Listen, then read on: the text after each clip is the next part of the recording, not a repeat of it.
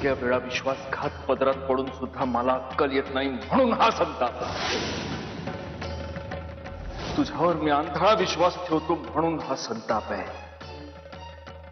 तुझ्या गोड आणि निरागस चेहऱ्यामागचा विकृत आणि पाताळयंत्री चेहरा मला दिसत नाही, म्हणून हा संताप आहे.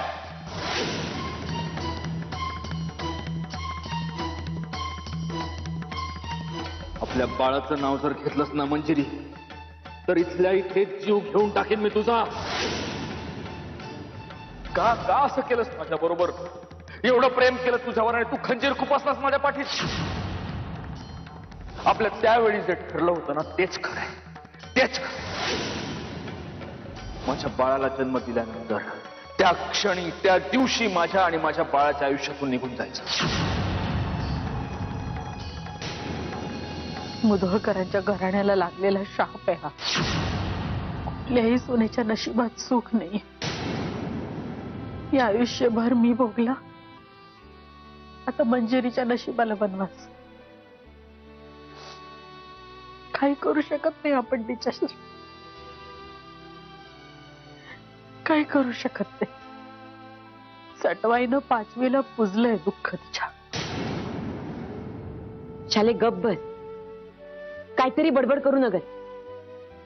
हे खूळ कोणी भरवलं तुझ्या डोक्यात? चारेसारखी बडबड करू नका येड्यासारखी. मी आम्ही मुधोळकरांची सून आहे नव, हा? म्या नव्हते सुखी. अगं पोरी, सुख मानण्यावर असते. आपण चांगलं वागलो नव की समजा जग चांगलं असते. हो ना? मग मंजिरी अशी काय वाईट वागली हो कुणाशी? असा काय दुष्टपणा केला तिने की तिच्या नशिबाला हे भोग यावे? सगळेजण तिच्या बरोबर तुसड्यासारखे वागत होते, तिचा अपमान करत होते. सत्य तिचं नाव पण घ्यायला तयार नव्हता.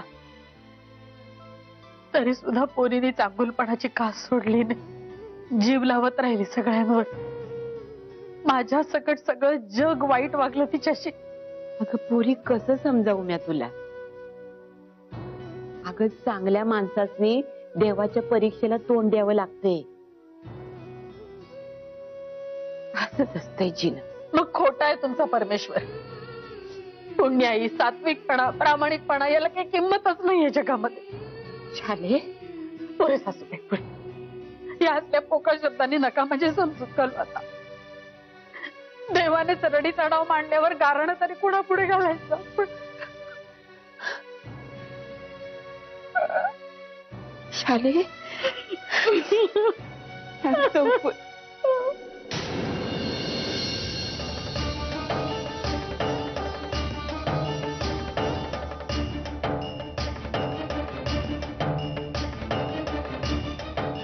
हे बाळ नक्की माझंच आहे ना? तुझ्यावर आता माझा 2 पैशांचाही विश्वास नाही आहे मंजिरी.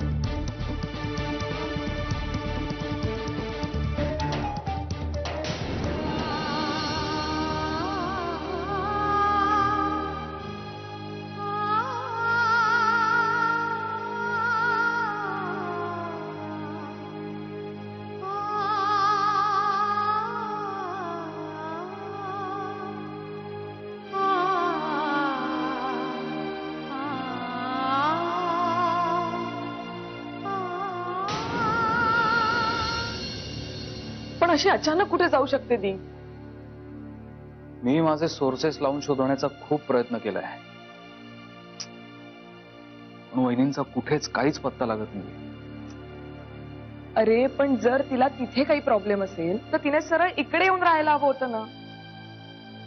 किमान बाबांकडे तरी जायला हवं होतं. आपल्याच माणसांचा जीव टांगणीला लावण्यात काय अर्थ आहे? नाही मधुरा, वहिनी तसं कधीच करणार नाही. खूप स्वाभिमानी आहेत त्या. एक वेळ स्वतःला त्रास करून घेतील, पण असं कुणावर ओझा नाही होणार. अरे पण बाळ आहे आपल्यासोबत, एवढं तरी लक्षात घ्यायला हवं होतं ना तिने.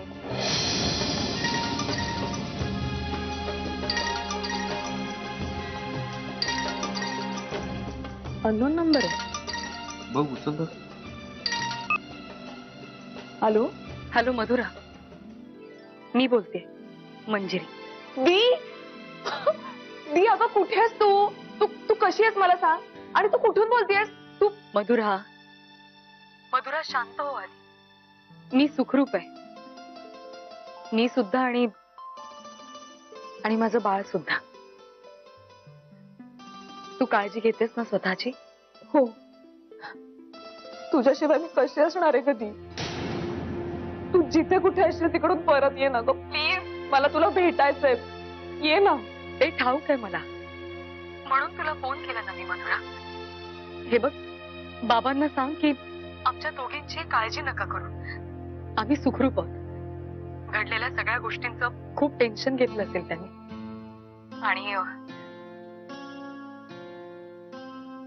आणि हिच्या बाबांना सुद्धा सांग, तुमची ठेव सुखरूप आहे म्हणा. तुमच्याकडे पोचती करीनच मी ती, पण त्यानंतर आयुष्यात कधी तोंड नाही दाखवणार. मग माझं काहीही झालं तरी. हॅलो हॅलो दी, ऐक माझं. हॅलो दी. काय ना ठेवलं.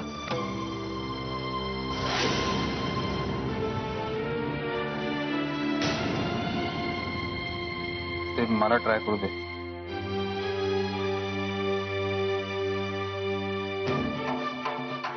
Hello, hello.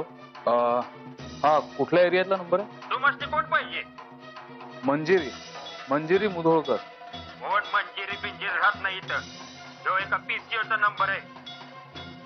पीसीओ? हा पीसीओ कुठल्या एरियात आहे? हा Khardekar road. Khardekar road. Thanks.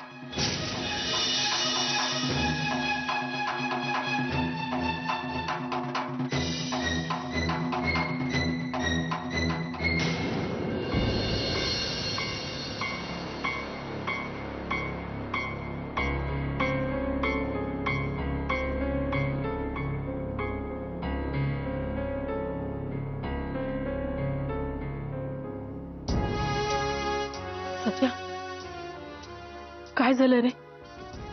मंजिरीची काही खबर? नाही, अजून काहीच पत्ता नाही लागला. सगळीकडे शोधलं पण काहीच उपयोग नाही. माझ्या मुलीला घेऊन हे कुठे गेले काहीच कळायला मार्ग नाही. एकदा सापडू दे, मग मी तिचं. सत्या, हे बघ सत्यजित, मला खरं खरं सांग, काय झालंय तुम्हा दोघांमध्ये? हा, तू मंजिरीशी असं का वागतोयस? काल रात्री तू कुठे होतास? ज्या बाळासाठी तू एवढा आतुर झाला होतास ते बाळ आलंय या जगात, पण तरी तुम्हा दोघांमध्ये काय झालंय? काय बिनसलंय? आई,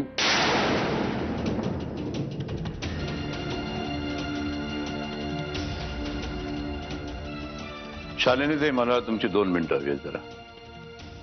असं काय बोलता? सांगा ना, काही मंजिरीचा तपास लागला का? नाही लागला नाही. त्या बिचारीवरती अशी काय वेळ या घरामध्ये आली असावी ज्यामुळे तिला हा निर्णय घ्यावा लागला, याचा अंदाज येतोय मला. खरं तर इथे येण्याची माझी इच्छाही नव्हती, पण मी तुम्हाला फक्त एवढंच सांगायला आलो की मी इथे येण्यापूर्वी पोलीस स्टेशनमध्ये रीतसर कंप्लेंट नोंदवून आलेलं आहे.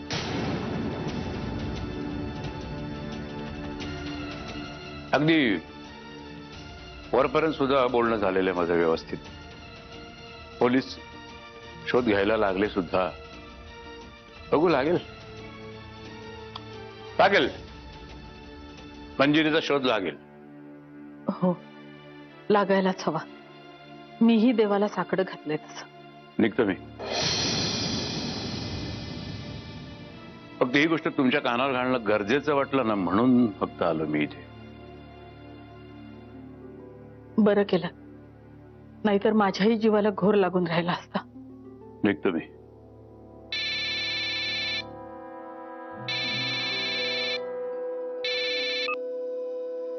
हा व्यंग बोल. सत्यजित, अरे मंजिरी वहिनींचा फोन आला होता.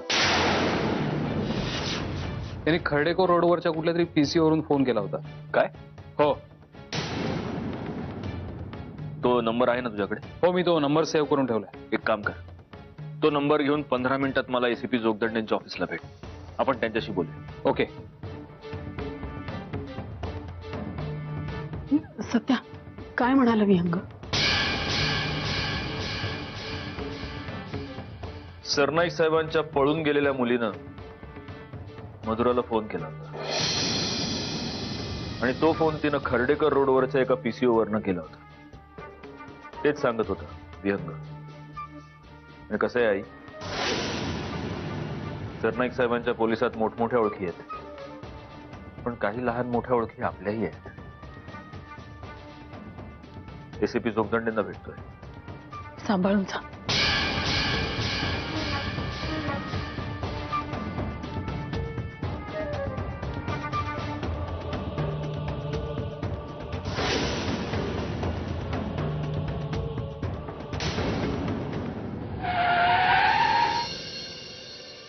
सत्या, काय झालं रे?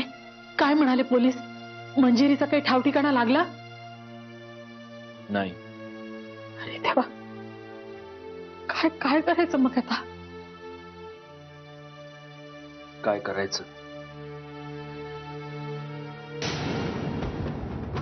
काय करायचं? काय करू शकणार आहोत आपण? ती नालायक बाई आता आणखीन काय काय दिवे लावते एवढंच बघायचं आपण. माझ्या मुलीला घेऊन ती कोल्हापूरच्या बाहेर गेली नसलं म्हणजे मिळवली. कारण जर तसं असेल नाही तर अगं कुठल्या दिशेला शोधायला जायचं तिला? माझा आयुष्यात कधीही विचार केला नाही, निदान त्या लहान बाळाचा तरी शोधून तर मी तिला काढेन नाही. ती जर पाताळात घुसली असेल ना तर तिथूनही शोधून काढेन. पण तिनं हे जे काही केलं ना, त्यासाठी तिला आयुष्यात कधीही माफी नाही, कधीच नाही. सत्या, काय बोलतोयस? काही भान आहे का तुला?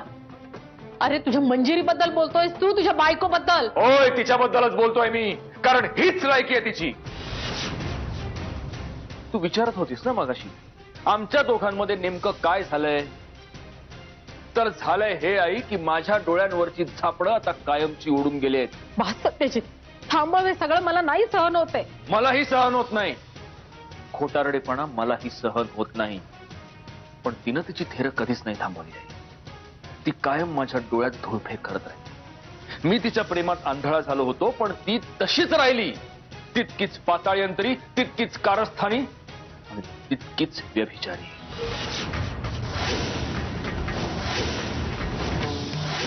काय झालंय सत्याजित? अरे तू मंजिरी बद्दल असं का बोलतोस बाबा? शुद्धीत आहेस का रे तू? आधी नव्हतो, आत्ता आलोय. तुझ्या लाडक्या मंजिरीनं मला खाडकन स्वप्नातून जागा केली. आई, त्या आशिषचा वेडेपणा एक ढोंग होतं. एक असं ढोंग जे मंजिरीनं रचलं होतं. तिचं ते सतत प्रेमळ सालस बोलणं वागणं हा फक्त एक देखावा होता. तिचे त्या आशिष बरोबर तेव्हाही संबंध होते आणि आता या क्षणालाही आहेत.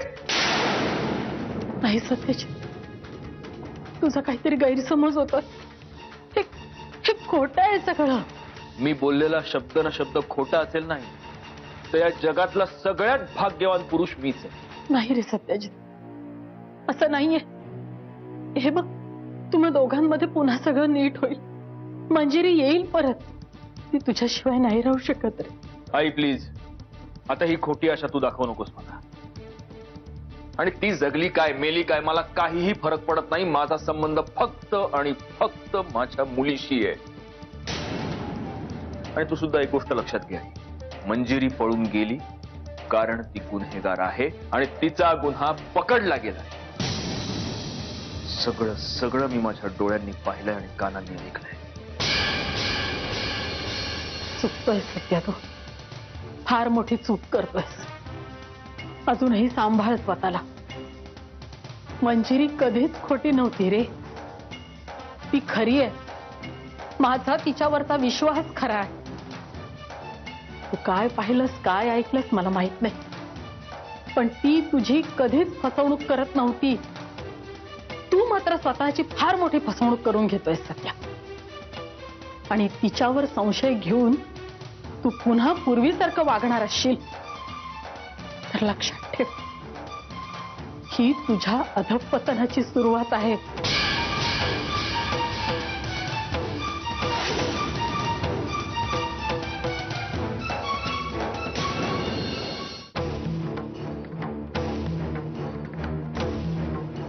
ही मुलगी आणि हा मुलगा या दोघांना शोधून काढायचंय.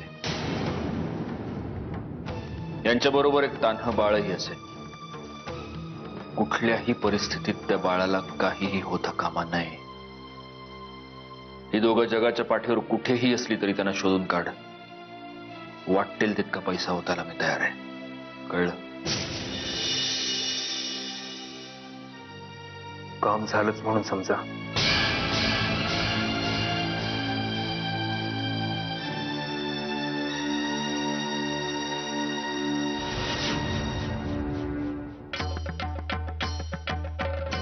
त्या गुंडाला पैसे का दिलेस तू? सत्या, मी तुझ्याशी बोलतीये.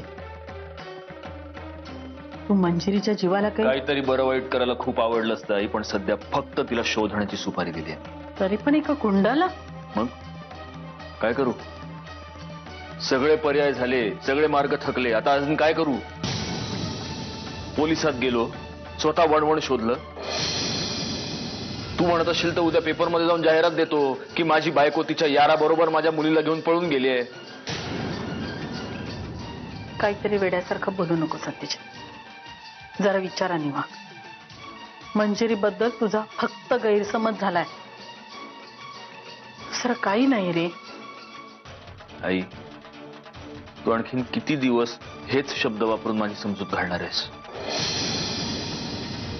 माझं ऐकशील तर तू सुद्धा हा मूर्खपणा आता सोडून दे. मला वाटलं होतं तू बदललायस. मंजिरीने तुला बदलायला भाग पाडलाय, पण आज मला कळतंय ही पोर सबशेल हरलीये रे. हे सगळं करताना तुझ्यातला संशय, हट्ट, दुराग्रह जसाच्या तसा आहे. जगातला सगळ्यात चांगला नवरा होऊन दाखवेन असं वचन दिलं होतं तिला, आणि पदरात मग काय पडलं? एका अर्थी जे झालं ते बरंच झालं नाही. मंजिरीचे खरं तर मी आभार मानायला पाहिजेत, कारण तो सत्यजित भाबडा होता, आणि भाबड्या लोकांची या जगात कुठेच जागा नसते. हा सत्यजित खरा आहे, हाच सत्यजित योग्य आहे. तुम्हाला जर झेपत असेल तर घ्या, आणि जर झेपत नसेल तर तो तुमचा प्रॉब्लेम आहे.